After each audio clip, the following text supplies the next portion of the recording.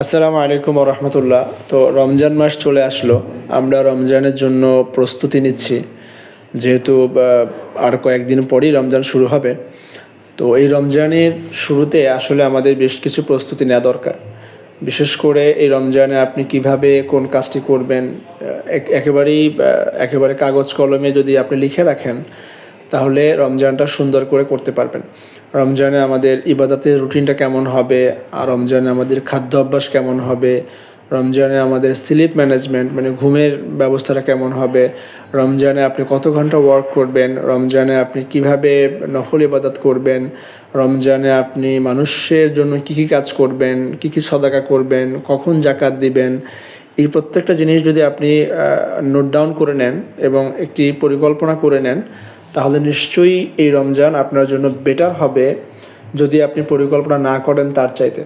তো শুরু যেহেতু হয়ে যাচ্ছে, সো আমার মনে হয় যে আমাদের সবারই রমজানকে কেন্দ্র করে একটি ছোট্ট করে পরিকল্পনা নোট ডাউন করা দরকার। মুখে মুখে বা মনে মনে করলে হবে না, কাগজ কলম নিয়ে বসে বসে রমজানের এই 30 দিনের একটি পরিকল্পনা আপনাকে নিতে হবে। তো যদি ইনশাআল্লাহ সেই পরিকল্পনা নেওয়া যায়, তাহলে রমজানটা সুন্দর হবে। আসুন আমরা সকলেই একটা ছোট্ট করে হলেও পরিকল্পনাটা নিয়ে আল্লাহ আমাদের রমজানকে কবুল করুন এবং আমাদেরকে রমজান পর্যন্ত